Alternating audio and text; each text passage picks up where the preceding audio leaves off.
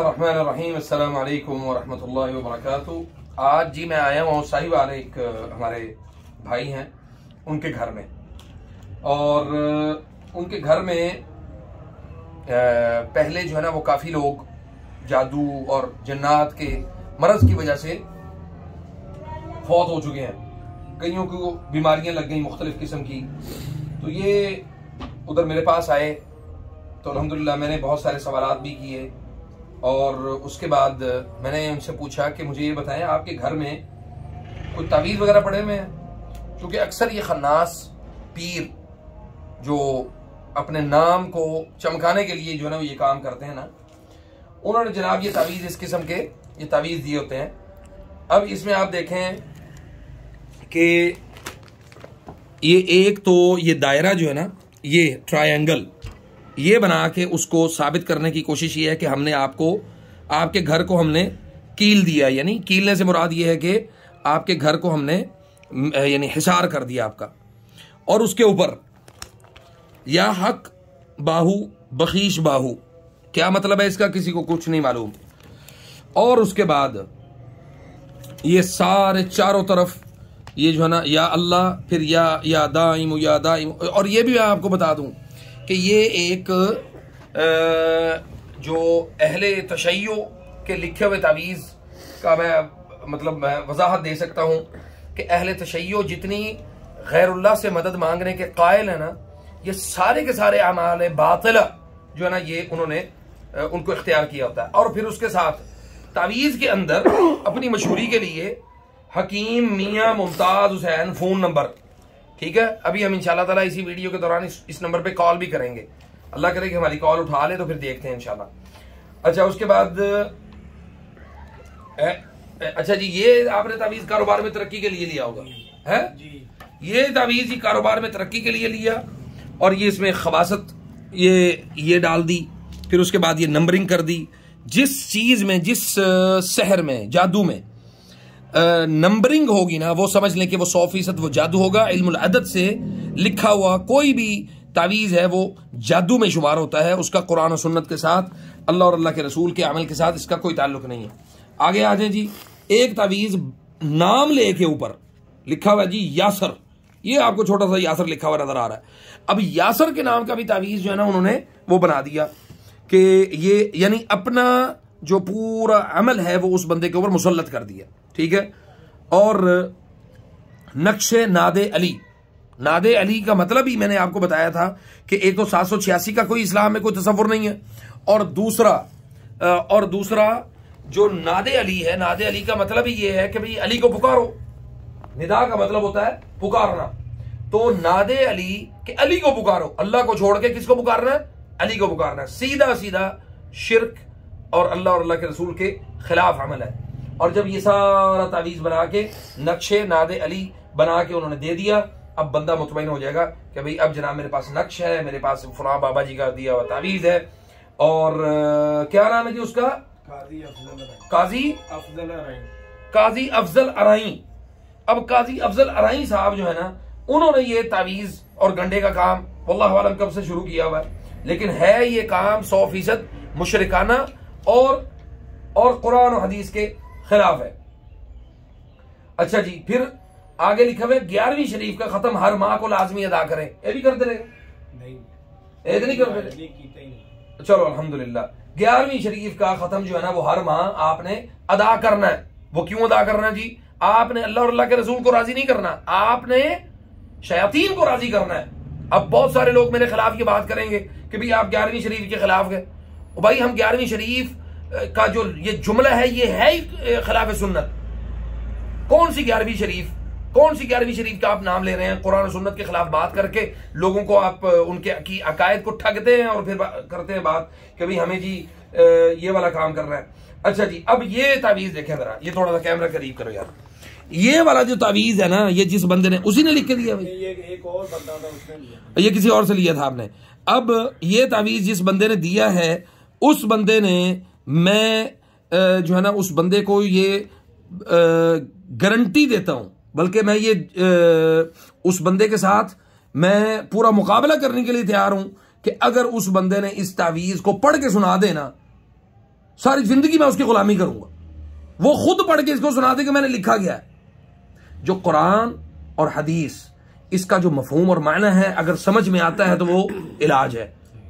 अगर वो मफहूम समझ में नहीं आता और वो अरबी जुबान में भी नहीं है, वो जादू है। ऐसे हरूफ जिनका इस्तेमाल छुपा के किया जाए वो जादू के ऊपर होता है। अच्छा जी, अब ये वाले तावीज उन्होंने पीने के लिए दिए थे। ये पीने वाले तावीज हैं। अक्सर जो ना ये पीने वाले तावीज ही हमें घरों से निकलते हैं, ये वाले। ठीक है जी, ये तावीज कितने सारे पी लिए हैं जी अब तक आपने? काफी सारे पी लिए। अच्छा जी, यानी कि बस एक दो ही बचे हैं। हाँ चले, शुक्र है ये बच गए, बाकी कोई पता नहीं आप ये भी पी जाते। अब मैं आपको नुक्ते की बात बताता हूं कि लोग तावीज वालों के पास जाके वो तावीज वालों से तावीज लेके आ जाते हैं। उनको वैसे कुछ भी नहीं होता, पहले कुछ भी नहीं होता उन्हें, कोई जादू कोई हसद वगैरह का मसला नहीं होता। थोड़ा बहुत नजर का मसला हुआ, हम फौरन भागे गए तावीज वालों के पास। अब तावीज वाले ने आपको कुरान और सुन्नत का तो उस बदबख्त खन्नास इंसान को तो पता ही नहीं। उसने क्या करना है, सबसे पहले आपको अपने जादू में मुब्तला करने के लिए आपको तावीज मिला देगा। अब आपके ऊपर जादू पहले नहीं था जब आप उसके पास गए, जब आप वापिस आए और आके आपने पानी पी लिया, आपके ऊपर जादू हो गया। अब आप उसके चुंगल से तब निकलेंगे जब आप सही कुरान और सुन्नत से इलाज करके उसमें से निकल जाएंगे। अगर आप उसके बाद और तावीज लेने चले गए, जैसे आपने पहले बताया कि मैं फलां के पास गया, फलां के पास गया, इतने लोगों के पास गया, तो जितनों के पास गए उतने जादू आपके ऊपर होते गए, उतनी गलाजत आपके साथ जमा होती गई। अब इसमें से कुछ तावीज उसने गले में लटकाने के लिए दिए थे जी, वो मैंने आपको। हाँ जी, ये किसी और ने दिया था, वो मैंने आपको पहले दिया। ओके, जिसके ऊपर नाम लिखा हुआ था यासर। अच्छा जी, उसमें कील भी दिए थे उसने जी, ये 4 कील भी दिए। अब ये कीलों वाली कहानी सुन ले जी। ये एक बंदा आया, कहने लगा जी अक्सर लोग मुझे सवाल भी करते हैं कि अली भाई आप घर को कीलते नहीं है, घर को कीलने वाला कोई काम नहीं करते आप मुझे वो बताएं। मजमूई तौर पे लोगों के अकीदे जो है ना वो इन 4 कीलों के ऊपर अटके हुए हैं। जिस आदमी ने कील तावीज यानी कील दम करके दिए वो भी साहिर है, वो बैतुल्ला का इमाम ही क्यों ना हो, बैतुल्ला का इमाम ही क्यों ना हो, अगर उसने कील आपको दम करके दिए ना कि अपने घर के चारों नुकरों में लगा ले, वो भी जादूगर है, जितना मर्जी हो अपने आप में अहले हदीस कवे। ठीक है, अगर ये कील, अब इनके साथ क्या जिन रुकेंगे जी? नबी सल्लल्लाहु अलैहि वसल्लम ने फरमाया कि इक़राउ सूरतुल बकरा फ़इन्न अख़ज़हा बरका व तरकहा हसरा वला तस्ततीअुहा अल-बतला। सूरतुल बकरा को पढ़ो। सूरतुल बकरा पढ़ने से आपके घर में जिन्नात और शयातीन दाखिल नहीं हो सकते। अस्सलाम वालेकुम। आपके घर में जिन्नात और शयातीन दाखिल नहीं हो सकते। अब जब आपके घर में जिन्नात और शयातीन किस चीज से दाखिल नहीं होंगे? सूरतुल बकरा से। मसला मुसीबत यह है कि लोगों को कुरान और सुन्नत की ऑनलाइन जो उसने मुझे सारा भेजे थे काजी अफजल रहमान साहब। अच्छा, ये ऑनलाइन भी उसने भेजे हैं आपको? ये सारा तरीका, ये सारे तवीज। ओके, अच्छा जी, ये देखें। अब ये है जी, पानी पीना है 11 दिन तक। ये हमने जनाब ये वाले तावीज, अच्छा ये इसमें से भी आपने काफी सारे पी लिए होंगे। ला इलाहा इल्लल्लाह। और ये वाला जनाब ये तावीज जो अभी मैंने आपके सामने खोला है, ये उसने वीडियो रिकॉर्ड करके भेजा हुआ है। और अपनी जो है वो इन तावीजों के, अब आ जाए जी आगे। एक आपकी ट्रांजैक्शन भी है, दिखा दूं? कोई मसला तो नहीं आपको? पक्की बात है। मैं जी ट्रांजैक्शन भी आपको एक दिखाता हूं। ये देखें जी, लोग हमें कहते हैं कि भाई आप पैसे लेते हैं। ये 15,000 रुपया जो है ना वो इन्होंने ट्रांसफर किया हुआ है। ठीक है, मैं बाकी लंबी चौड़ी तफसील नहीं बताता। इसके अकाउंट पे किया। हाँ, इसी के अकाउंट पे आपने भेजे हैं जी। अब आपने जी 15,000 रुपये दे दिया। जो कुरान और सुन्नत के इलाज में लोग खर्च करना पसंद नहीं ना करते, हकीकत बता रहा हूं आप, जो कुरान और सुन्नत के इलाज के ऊपर खर्च करना पसंद नहीं करते, वो लोग हमसे सवाल कर रहे होते हैं कि भाईजान तुसी दम दे पैसे लेंदे हो, तुसी दम दे पैसे लेंदे हो। हमने अल्लाह के फजल से, अल्लाह की तौफीक से, हमने अकायद को बचाने का जिम्मा अल्लाह ताला ने हर मुसलमान के ऊपर दिया। अगर हम वो जिम्मा अपने ऊपर नहीं लेते तो हमारी जगह पे कोई और जिम्मेदारी अदा करेगा। हम नहीं होंगे तो कोई और होगा, कोई और नहीं होगा तो कोई और होगा। लेकिन अल्लाह ताला अपने अकीदे को और मोहम्मद रसूलुल्लाह सल्लल्लाहु अलैहि वसल्लम के बताए हुए उलूम को बचाने का अल्लाह ने हमारे जिम्मे जो काम लगाया, हर एक के जिम्मे है। बस मसला यह है कि कोई उसको समझ लेता है, कोई उसको छोड़ देता है। अगर हम वो काम नहीं करेंगे, खुद नहीं करेंगे, तो कोई और करेगा। तो इसलिए मैं ये कहता हूं हमेशा कि आप कुरान और सुन्नत के इलाज के ऊपर आपको, हमने तो सुभान अल्लाह कोई लंबी चौड़ी फीसें नहीं रखी हुई। हमारी फीसेस जो है ना वो बहुत कम है, बड़ी मामूली सी फीसें हैं, बहुत मामूली, और इलाज भी खालिस है। अब ये वाला इलाज हम इस इलाज से हम लोगों को रोकते हैं, कुरान और सुन्नत के इलाज को प्रमोट करते हैं, लोगों को बताते हैं कि आप अपने इलाज को, अपने ऊपर होने वाले मसाइल और चीजों को, आपके जिम्मे क्या काम है कि आपने पहले तहकीक करनी, आप हमसे सवाल करें। हम लोगों को ये कह रहे हैं कि आप हमसे सवाल करें, अगर आप सवाल करेंगे तो हम आपको जवाब देंगे ना। लोग सवाल ही नहीं करते। और मजे की बात यह है कि यासर भाई आपने भी कभी इस बाबे को, पीर को कभी सवाल नहीं किया हुआ यार जो आपने दिया है वो ठीक है या नहीं? वो उन्होंने हिसाब लगाया और ज़ायचा निकाला, उन्होंने कहा जी आपके ऊपर जादू है, हाँ मैं ये तवीज़ भेजूंगा, इसका हदिया भेज दे। मैंने ऑनलाइन भेज दिया, उन्होंने मुझे ये तवीज़ भेज दी। हाँ जी, और ये सारा काम करके जनाब, और ये क्या है, अल्लाह की कसम खा के कहता हूं ये कूड़ा है। अगर कूड़े से भी गंदा कोई लफ्ज है ना मेरे नजदीक, आप इसको गंद कह लें, गलाजत कह लें, खबासत कह लें और नजासत कह लें, ठीक है।